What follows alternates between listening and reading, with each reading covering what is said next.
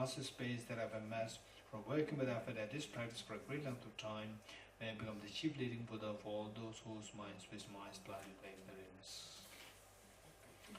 Okay, the next is the 7th puja, extracted from the extraordinary aspiration of the practice of the Bhadra. 7th puja, this is very important. Finally, Dharma practice means that we move from, we don't remain static. We move from where we are, the place of the, say, the mental state of defilement, to the final state of purity of the mind. So this journey, what takes us into this journey is Dharma practice. Now, because that this Dharma practice, this incredibly precious journey, this journey requires two things. One is that journey means it involves a path. So this path must be clear. If you want to go to Tel Aviv and the whole road is blocked by mud, trees and so forth, there's no way by which we can go there. So in order to undertake this journey, the road must be clear. Now, in this journey of the Gate Gate, Paragate, Parasamgate, Bodhiswam, this road is not an external road, it is internal road. Our mind is the road. Our mind is the road. Our mind is the way. Because our mind is the way, this mind, which is the road, must be clear of the obstructions. What obstructions? Mental obstacles, negative karmas, and so forth. So we have to clear the negativities, clear the road of the mind by removing the mental defilements to the best we can. So once the road is cleared, then the car should have enough, the vehicle should have enough fuel. Even though the road is very clear, but the vehicle does not have fuel, again the vehicle will not go and you cannot reach the destination. So once the road is very clear, the vehicle should have enough fuel. And again, our mind is the vehicle. There is no separate vehicle. Our mind is a vehicle. So this mind should have enough fuel of the merit. Enough fuel to merit. So one, the road should be clear and there should be enough merit. And the Buddhas of the 3 times, they reflected, they contemplated, and they finally realized that the most efficient way by which to clear this road of the journey towards enlightenment, by which to accumulate so much of merit as a fuel for this vehicle of the mind to follow this journey, is the 7th puja. So if you read the 7th puja, we see that, for example, like confession. Confession is primarily for clearing the mental defilements, obstacles, and then, for example, making offerings. Then making prostrations is also primarily for the clearing the obstacles, and then say the requesting for teachings, requesting Buddhas and Bodhisattvas not to assume parinirvana and so forth. We see that, and rejoicing. And rejoicing is the greatest way by which to accumulate the merit, the fuel, the merit. So these 7 points, they are so precious. In case during your day-to-day practice, in case you see that reciting all these things will simply consume all your time and you do not get any time to practice, then the 7th puja can be, what we are reading here, can be seen summarized in stanza 12, the next page, page 25, the last stanza. You can, instead of reading through all this, if you really are pressed for time, if you don't have time, then you can just jump to stanza 12 as a part of the 7th puja to prepare yourself of the journey to enlightenment. Okay, so the 7th puja, they include what? First one is prostrations. Prostrations. Whatever is written there is very clear. Number 2 is make offerings. Make offerings of everything good that you have in your mind. You offer it to Buddhas and Bodhisattvas. Then confession. Confess all the negativities which you did in this life and in the past lives and so forth, that your mind is cleared of the mental defilements. Then next one is rejoicing. Rejoicing the virtues of all the beings. It says that rejoicing in the virtues of others, that is the easiest way by which for you to accumulate virtues. Say if somebody is involved in, if somebody is is involved as the main benefactor for organizing Shri Kala Chakra empowerment, which means a person spends lots of resources, and say you don't have resources to support the Shri Kala Chakra empowerment, but you want to accumulate the same merit as the one the other person accumulated. So it says that you don't have to spend even a single penny.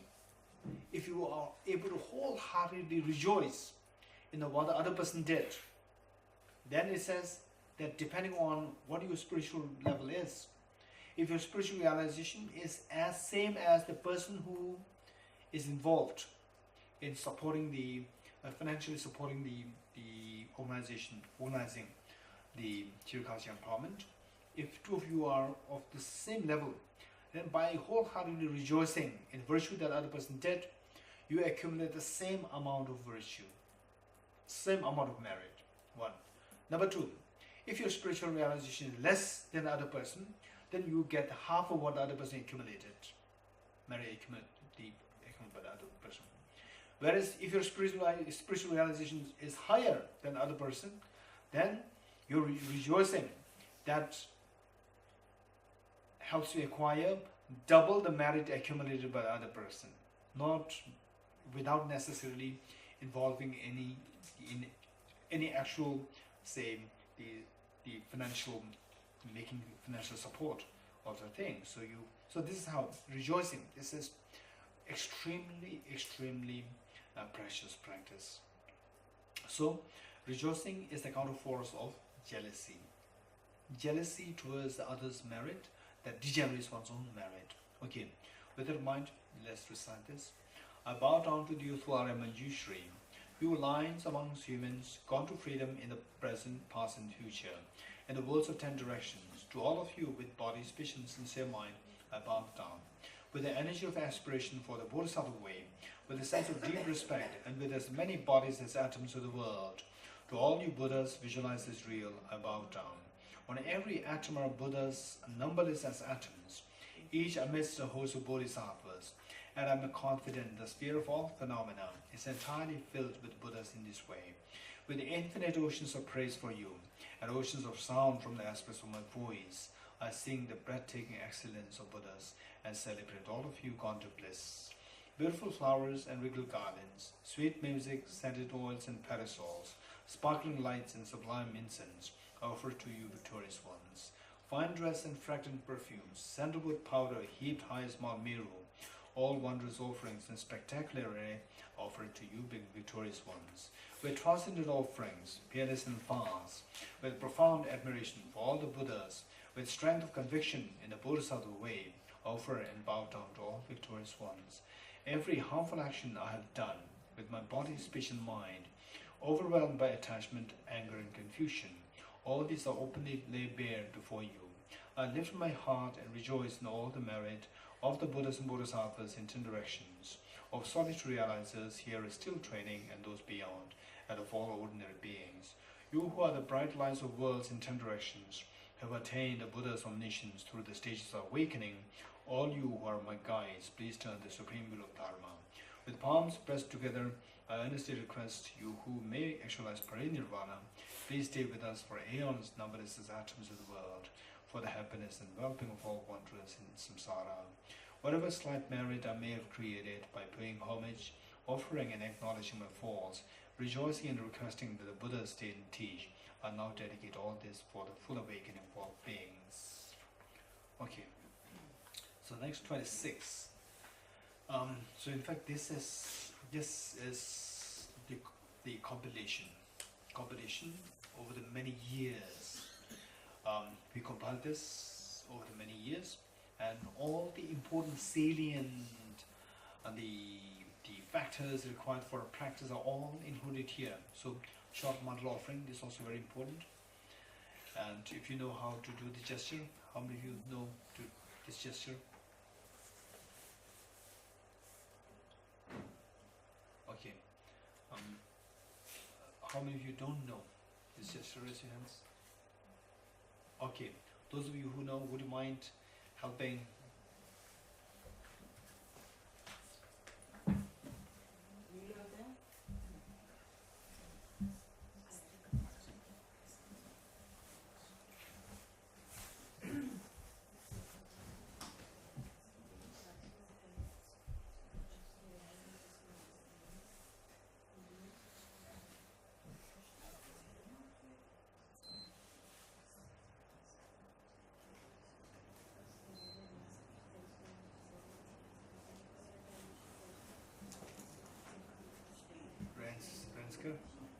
teaching the lady over there at the end. At the end, yes.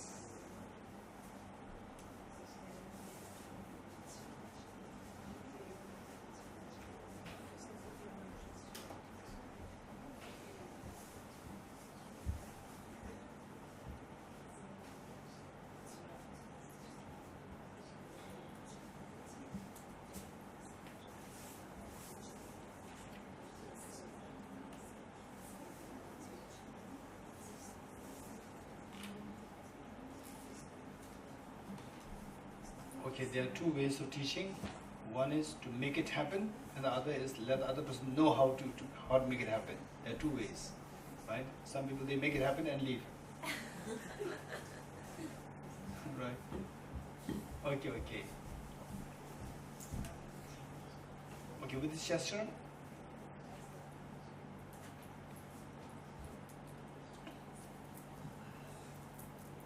mandal offering. The meaning is that everything good that we have, we offer.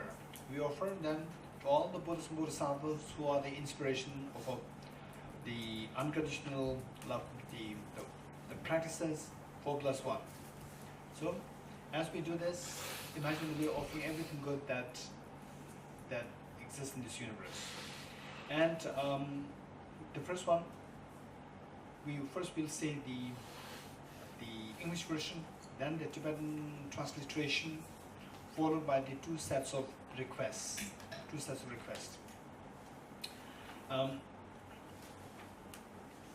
So the idea here, what we offer, if you could read there, it gives us the picture of the cosmology, which is believed to be the way, which is believed to be the structure of the cosmos in the earlier times.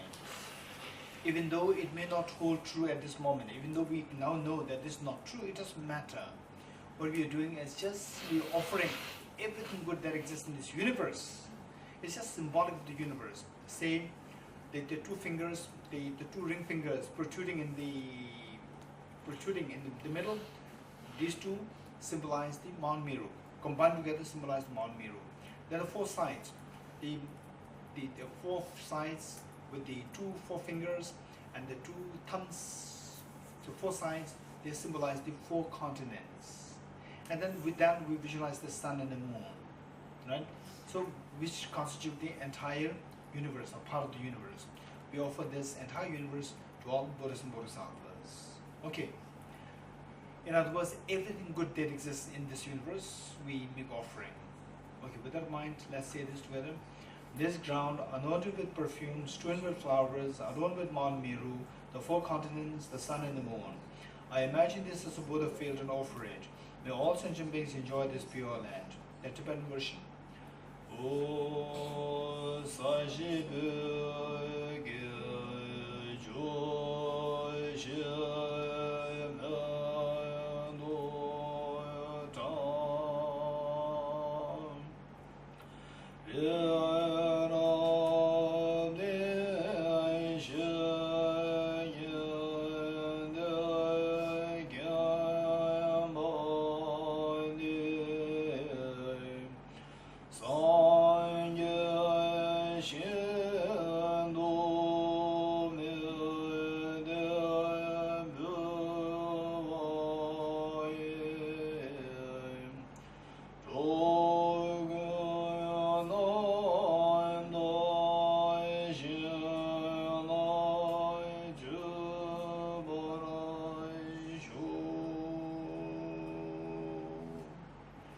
This ground anointed with perfume, strewn with flowers, adorned with the Mount Meru, the four continents, the sun and the moon.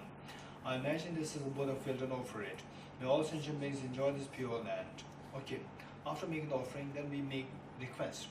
There are two requests. One set the request coming from the Venerable Kambupa, the direct disciple of which is Milarepa.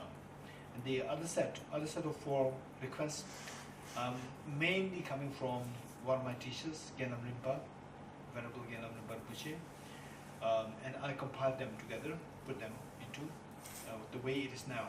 Okay, so this request is the request for us, a request that all the Buddhas, Bodhisattvas, they bless us so that our practice becomes pure, our practice becomes efficient. And this also tells us what exactly to be practiced. Number one, it says the four Dhammas Venerable Gambopa, may I be blessed that my mind is directed towards the Dharma. Meaning that, say my mind, some people say they see, for example, the Thangla painting of the Buddha or the Buddha statue. Oh, what is this? Oh, that's interesting. So some kind of curiosity comes to you. Your mind starts to incline towards the Dharma. Some people, they say, oh, there's a beautiful painting there, and then forget, right? Mind is not at all tilted towards Dharma. Some people, they get tilted towards Dharma. So that, and how that is happening? Why some people, their mind automatically turns towards Dharma? Why some people, their mind is always distant from Dharma?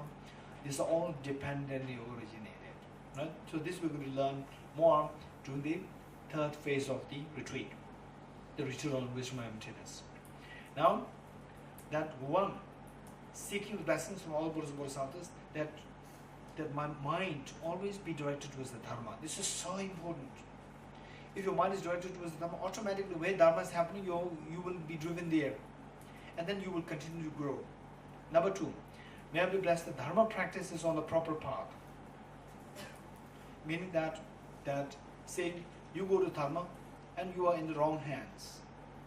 You're in the wrong hands. People who just abuse your faith, and then eventually you lose faith in Dharma, right? People abuse you for money or whatever, and then what is this Dharma? Then you just, even when His Holiness is coming to Israel, oh no, I don't want to go there. What is this Dharma? Dharma is very abusive. So this is where we're going wrong with the second. So therefore, to rectify that, we pray, may I be blessed that my Dharma practice is on the proper path. Is on the proper path, that my Dharma practice may not be, say, may not meet with obstacles. It's on the proper path. Number three, may I be blessed that the path is free of flaws. So when I do the practice, sometimes I may tilt that this may be the correct one, which is actually not, and then you just adhere to that very strongly. That's also very dangerous. So therefore it says, may I be blessed that the path is free of flaws. Number three. Number four is very powerful. Should flaws happen, should flaws happen, may I be blessed that the flaws are seen in the light of exalted wisdom. Even this flaw that I'm going through, this is also the nature of emptiness. May I be able to see that, the flaws in the light of wisdom and emptiness. So where now, if you reach to the fourth level, then there's no danger for you to sway into anywhere. Say you do good, good is good. When you are into the bad side, even that is seen, even that is transformed into good. May the flaws be seen in the light of the exalted wisdom. To see even the flaws as dreamlike. When you wake up, the pleasant dream of being with your parents, very unpleasant dream of fighting with your enemies, when you wake up, what's the difference? Those both are just your dreams. Likewise, even this flaw, if you see that as like an illusion, like a dream, then how can it affect you? Finally, flaws means something which affects you badly. Now that you realize even the flaws are dreamlike, the flaws cannot affect you anymore. Right? So this is so powerful. Okay, with that, then the second set of the form. Second set of form indicates four very important points which can be detailed into 4+1. Right? 4+1. You know what the 4+1 are? What is the 4+1? Renunciation, Bodhicitta, wisdom of emptiness, shamatha, and tantra is the one, right? 4+1. Okay. So the first line is about renunciation, and then that tells us exactly what exactly is renunciation. What is meant by renunciation? The meaning is very clearly elucidated there in this line. Number two, bodhicitta. What exactly is bodhicitta is very clearly indicated here. Number 3, what exactly is wisdom emptiness clearly indicated here. And number 4 is the Tantra. Tantra, what is the essence of Tantra is explained there. And the Shamatha is included as a part of number 3 and number 4. Right? Okay. With that in mind, let's say the two sets of requests together. May I be blessed that my mind is directed towards the Dharma. May I be blessed that my Dharma practice is on the proper path.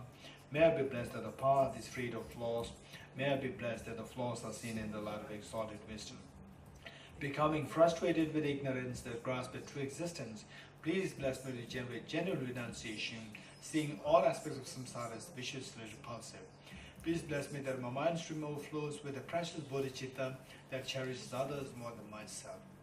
Please bless me to have an immaculate experience of the wisdom of emptiness that does not see even an atom of intrinsic reality on the basis of understanding how things come into being by dependent origination through mere conditioning.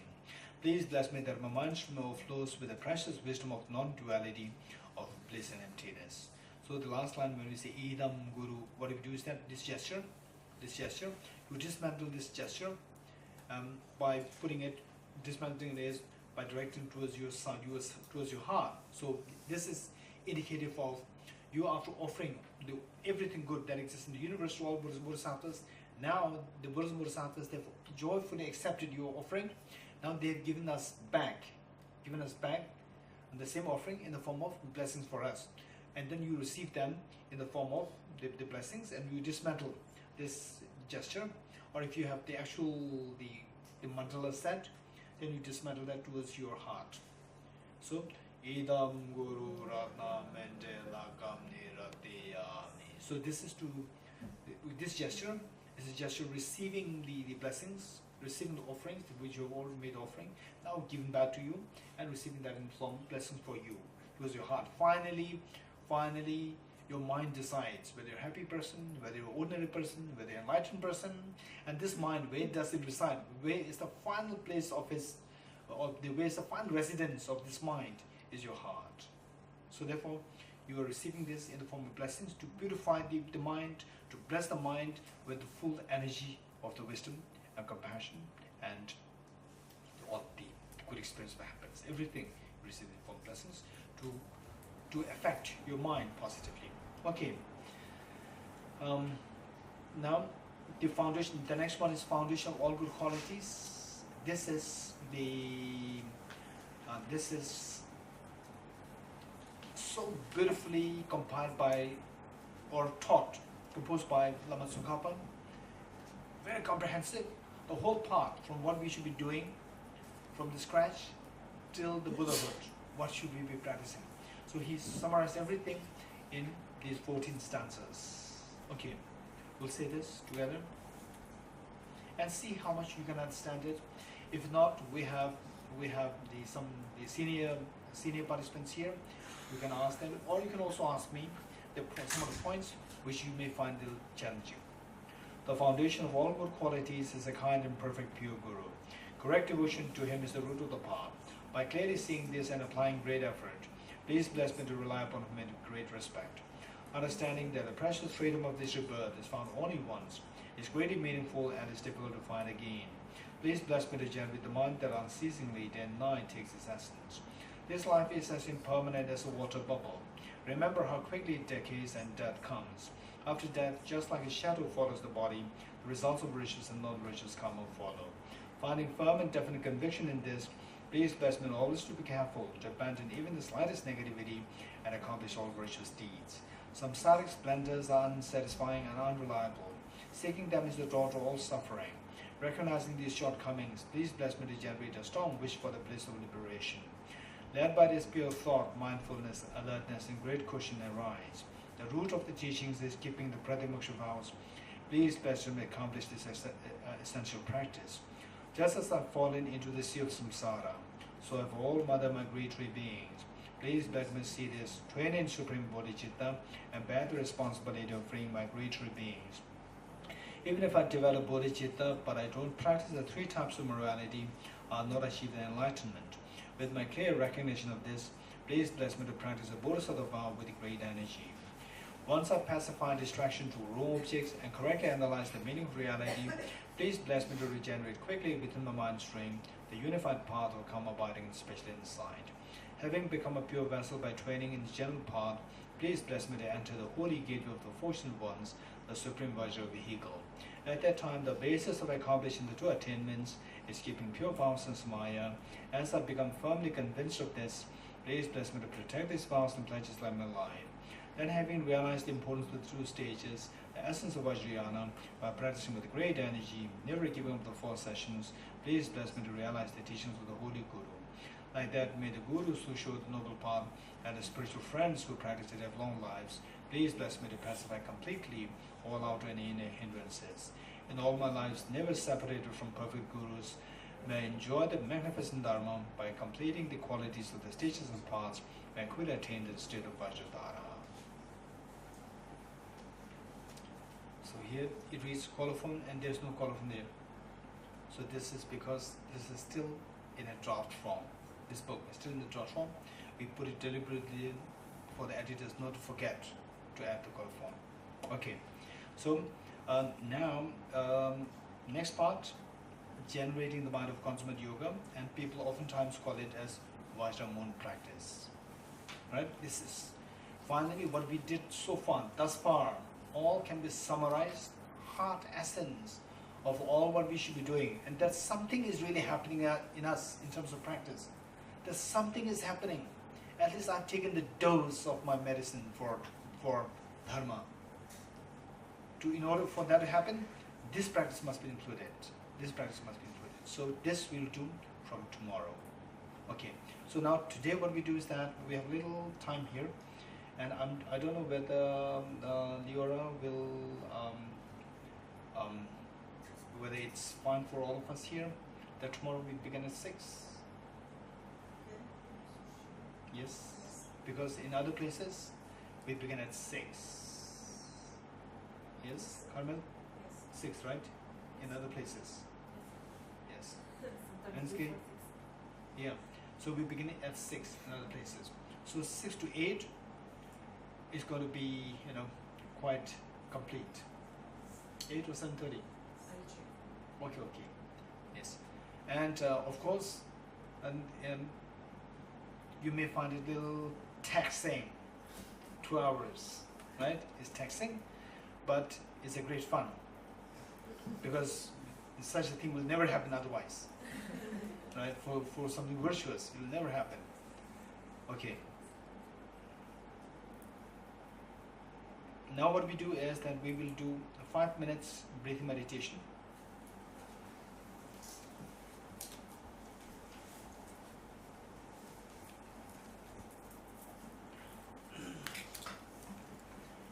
Okay, so I know that many of you are already familiar with the meditation, and just raise your hands, those who have no exposure to meditation or have no experience of meditation. Just raise your hands. Anyone? Okay, all have some form of the meditation. Now, because that we are doing this together for the first time, let me give the introduction very quickly, and from tomorrow I'll not give the instruction. What about the 12 more people who are coming? Do you think they have some exposure to meditation? Okay, if the need be, I'll explain. If the need be I'll explain. Today I'll explain, and if the need be, I'll explain from tomorrow. Otherwise, I'll skip that part. Okay. So basically, what is important is that we need to keep in mind 4 points for good meditation. One is the body posture. Number 2 is the focal point. Number 3 is identifying the errors of meditation. Number 4 is applying the remedies to overcome the errors. 4 points to keep in mind. Number 1 is body posture. Number 2 is the focal point. Number 3 is identifying the errors of meditation. Number 4 is applying the remedies to overcome the errors. Okay, 4. Body posture. 1, if possible, sitting cross-legged. Sitting cross-legged. This is extremely important. Whereas if you have knee pains, backache problems, so forth, then don't push yourself to do this. Whereas if you can, this would be greatly helpful. Whereas for those people who have no knee problems, and then who can easily do the cross-legged position, sit in cross-legged position, and don't do this position, then your mind tends to become more lax than those people who cannot do and don't do. Right? Who cannot do because of knee problem, they cannot do, right? Then it's a psychological effect. It's a psychological effect. Those who cannot do that, then even if they don't do it and sit, they can maintain the alertness of the mind. Those who can do and they don't do, and then you will feel the mental laxity sinking in, right? This is very strange, right? So those people who can do, better you do it. One. Now if you cannot do it, not because of the back pain, knee pain and so forth, because you cannot do it, because your legs, they don't sit properly, then it's a matter of habituation. You have to practice it. Keep your legs in the proper position. Say the left foot on your right leg and the right foot on your left leg. This is what we should be doing. Once you do that, you start feeling the pain. As you start feeling the pain, put the feet slowly down. Once the pain is gone, again bring it back slowly. It becomes easier. Okay, this is point number one, the cross-leg position.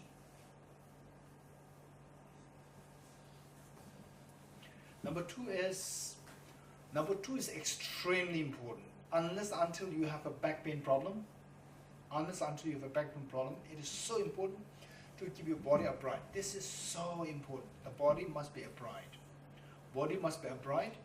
And at the same time, the body should be flexible. It should not be rigid. Body should be flexible. It should not be rigid. Upright. Because this you will see a distinct difference in the clarity of your mind. Where your body bends like this, your mind instantly becomes inserviceable and relaxed. The body sits upright, instantly your mind will become very fresh and alert. This is so important. Next is your head tilted forward slightly. And the next one is so important. One is the body upright. This is very important. Number two is your eyes not closed. Don't close your eyes. Eyes half open, 45 degrees cast down. Eyes half open, 45 degrees cast down. It is very difficult in the initial stage to do your meditation with the eyes closed. Initially will be so comforting, so pleasant, but this is not the right way. In the long run, it will harm you. So with eyes open, initially it's going to be very challenging. Once you get used to it, then it becomes so light. You will feel the lightness. You'll feel the freshness. This is so important. Your eyes 45 degrees cast down. Initially, no doubt you're going to have problems and challenges. Breathe naturally. The tip of the tongue should touch the upper palate. To avoid excessive accumulation of saliva in your mouth. And the lips and the teeth, keep them in the natural course. And whether you want to keep your mouth closed or open, up to the individual's experience. In my case, for example, say sometimes when I keep my mouth just in the natural course open, then unintentionally, sometimes I tend to breathe through my mouth, and because of which I could feel that saliva is accumulated at the base, and at the top it becomes dry. So that way it is very disturbing to meditation. So for that matter, I usually keep my mouth closed. Then your right hand on your left hand, and the tips of the two thumbs joining, forming a triangle, and place the two hands on your laps in a restful state. Okay, so this is your body posture. Number two is the focal point.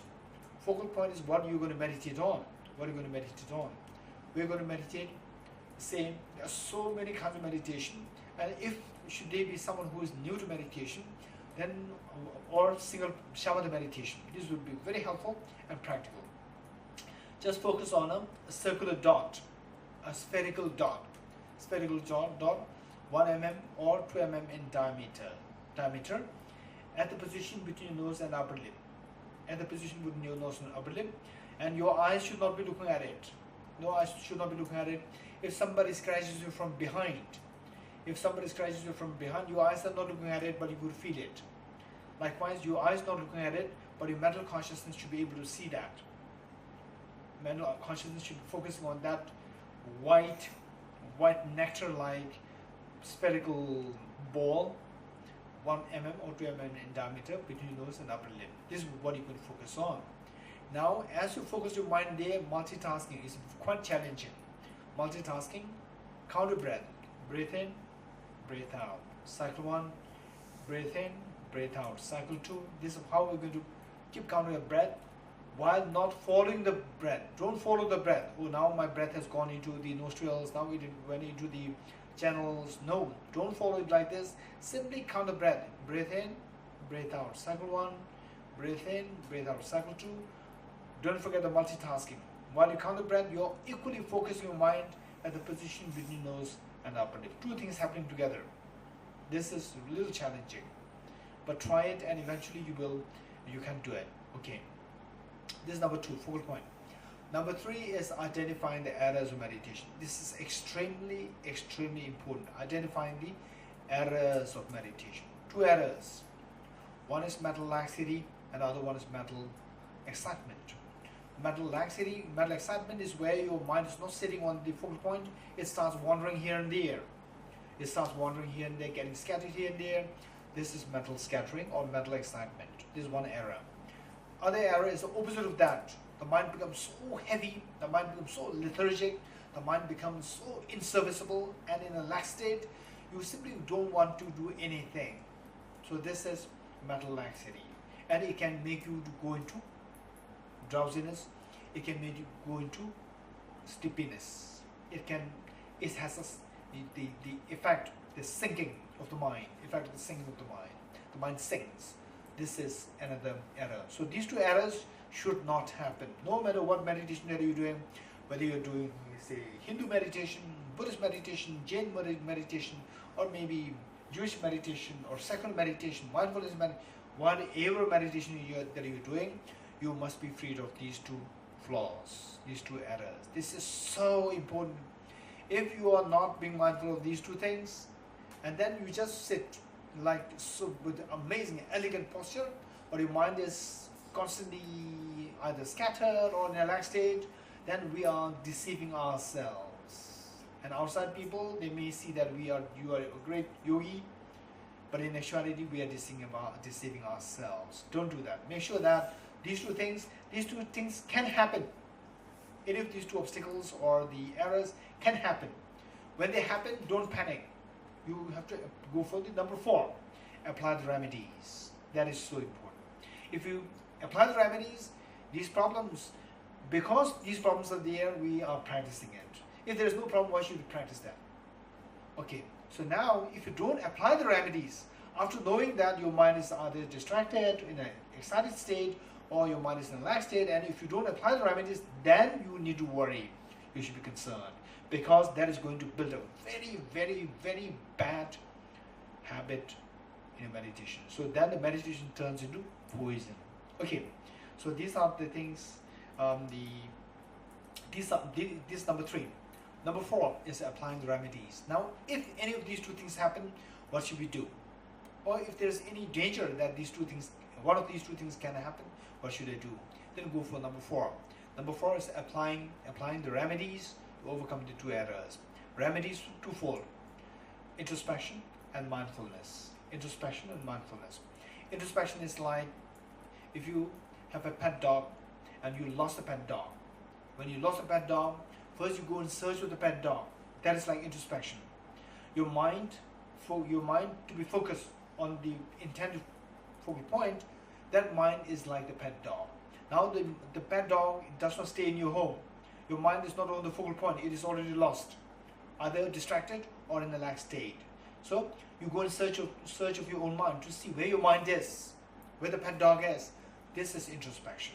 Once you see the pet dog, then the job of the introspection is done.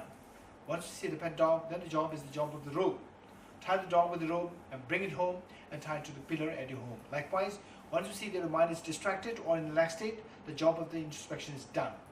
Next, we apply the next remedy, which is the rope of the mindfulness. Job of the mindfulness is like a rope to bring the mind back and tie to the pillar of the focal point between your nose and upper lip. This is what we should be doing. So number 3 and number 4, we are not to miss. These two are so important. Okay, with this mind, let's do 5 minutes meditation. Are you ready?